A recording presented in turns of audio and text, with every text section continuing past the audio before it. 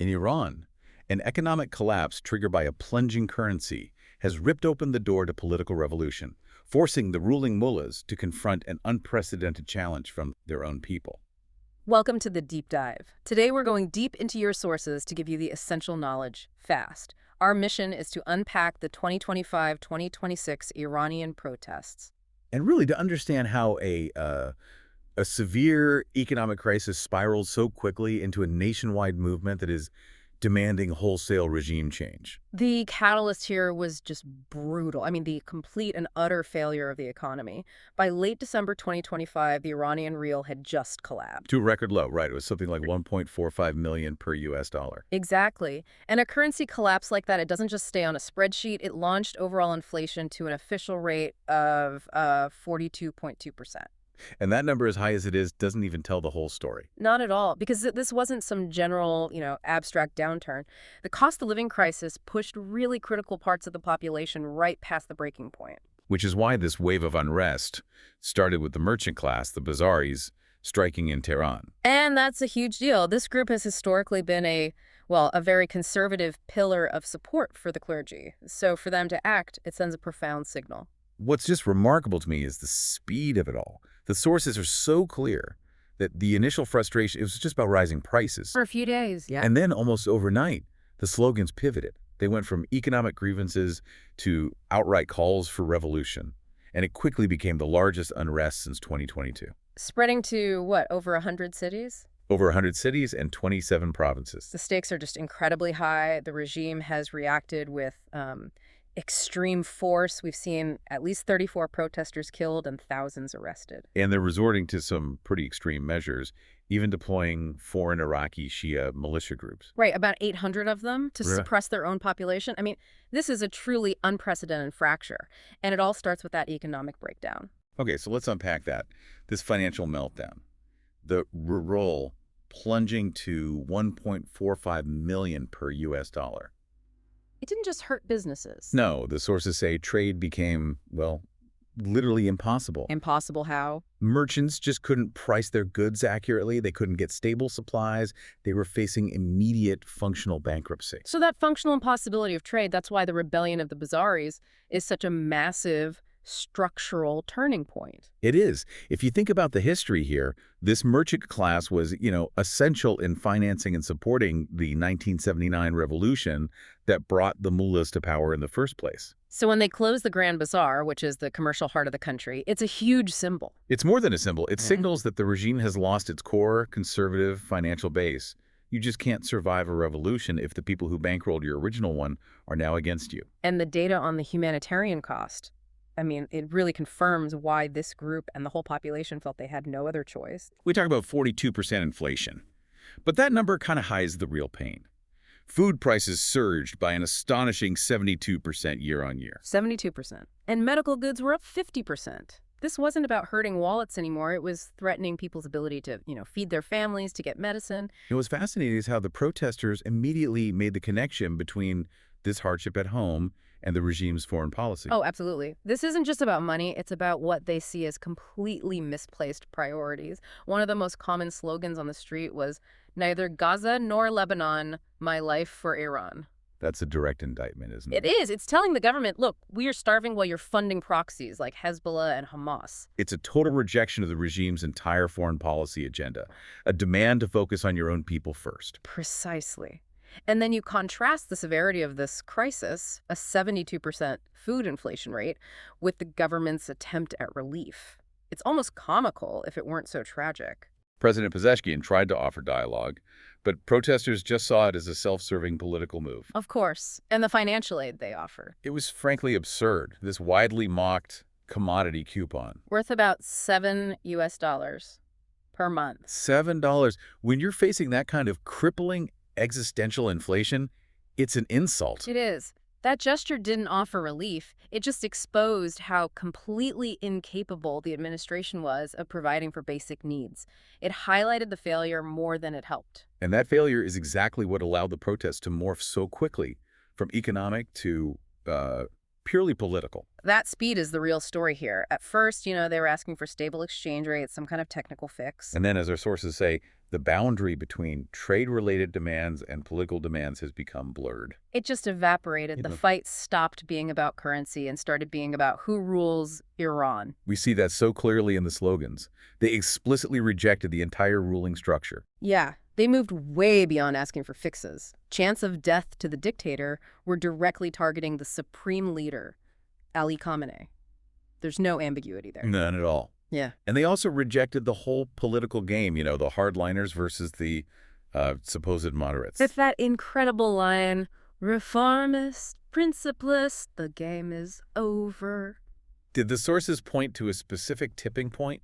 A moment where they just fully gave up on the system? It seems to have been when the Bazaris really committed to the strike. Once that conservative merchant class decided the economic cost was too high, it sort of validated everyone else to raise the political stakes. So the message of game is over is really them saying they don't believe anyone inside the Islamic Republic can fix this. Exactly. They have to look outside the system entirely. And what's filling that political vacuum is just astonishing.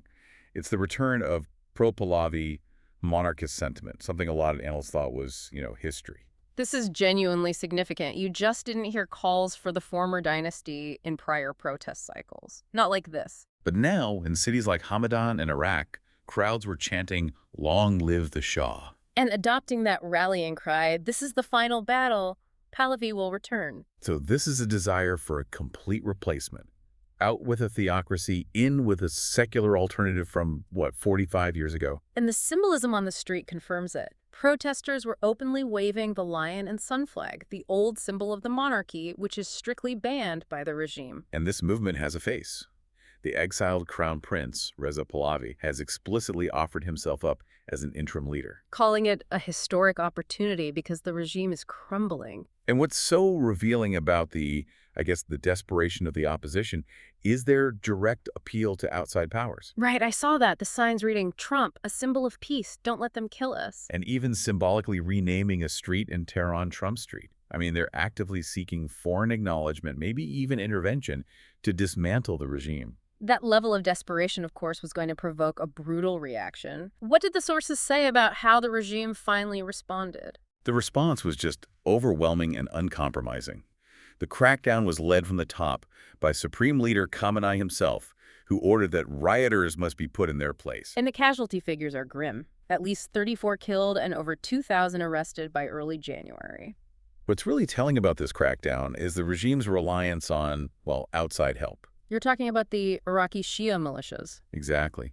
Sources report that about 800 members of these groups, including Kataib Hezbollah, were sent into Iran to help suppress the protests. So why outsource the repression? The reason, and this is chilling, is that there were concerns that Iranian police, maybe even lower ranks of the IRGC, might not follow orders to attack unarmed civilians. Wow. So when you can't trust your own forces to shoot your own people, you import foreign proxies who will. It seems so. And the actions of the security forces just got more and more egregious. I mean, there were shocking reports of security forces raiding hospitals. Raiding hospitals? Yes, Sina Hospital in Tehran, Imam Khomeini Hospital in Ilam.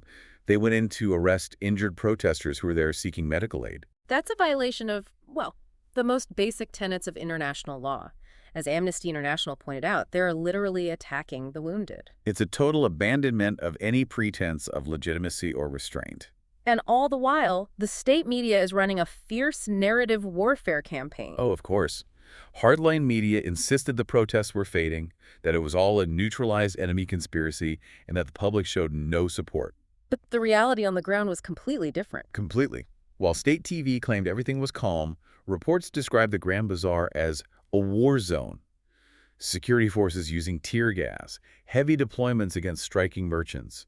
There's this profound propaganda gap. This level of conflict suggests this isn't just a temporary reaction, it's a symptom of a much deeper structural vulnerability, which I think brings us to our final analysis. Right, moving beyond the current crisis to Iran's geographic and social fault lines. Even Iranian officials, our sources say, have described the government as being in survival mode. And we can actually analyze this through the lens of network science, which studies why conflict persists in certain geographic areas. You're talking about the concept of strategic centrality. Exactly. It sounds academic, but the idea is actually pretty simple. It's a way of identifying the geographic weak points, or social bottlenecks, where friction is most likely to ignite conflict. So like finding the most important but also most vulnerable links in a chain. That's a perfect analogy. The metric calculates how important a city is for connecting other areas. That's its betweenness relative to its immediate neighbors. And the core finding is that cities with this high strategic centrality, these bottlenecks, are the most prone to conflict. Because they sit right on these fuzzy cultural boundaries where different political and social influences collide. And when you apply this model to Iran, it powerfully reinforces the idea that the current unrest is structural, not just random. It does. The analysis specifically identified zones in Iran, including Gorn Mashhad in the northeast and the huge Tehran-Karaj mega-region, as high-risk areas. So what that means for you, the listener, is that Iran's own geography can dictate where political tension will naturally find these weak points and just explode into conflict. Well, The regime isn't just fighting protesters, it's fighting the very shape of the country. so let's bring it all together. The key takeaways from this deep dive are pretty clear. First, the economic failure, that 72% food inflation, the collapsing that was the fuse that lit the political explosion. Second, this revolution is being led by a really surprising group. The regime's traditional base, the conservative merchant class, the Bazaris, their strikes signal a total loss of core support. And third, the political demands have solidified. It's a call for wholesale regime change, complete with a rallying cry for a secular, pre-revolutionary alternative like the Pahlavi monarchy, a demand we just haven't heard in previous cycles. And ultimately, these protests have exposed this massive unresolved division inside Iran. It's the cosmopolitan, anti-regime population, mostly urban, against the religiously conservative power base, particularly the IRGC, which often recruits from rural areas. And that's the final provocative thought. Given that the security forces are often recruited from that same rural conservative base, the future of Iran hinges on more than just protest strength.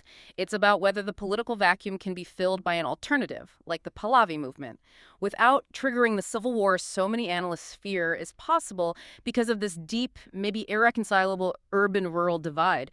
That structural conflict is what hangs over the entire nation right now.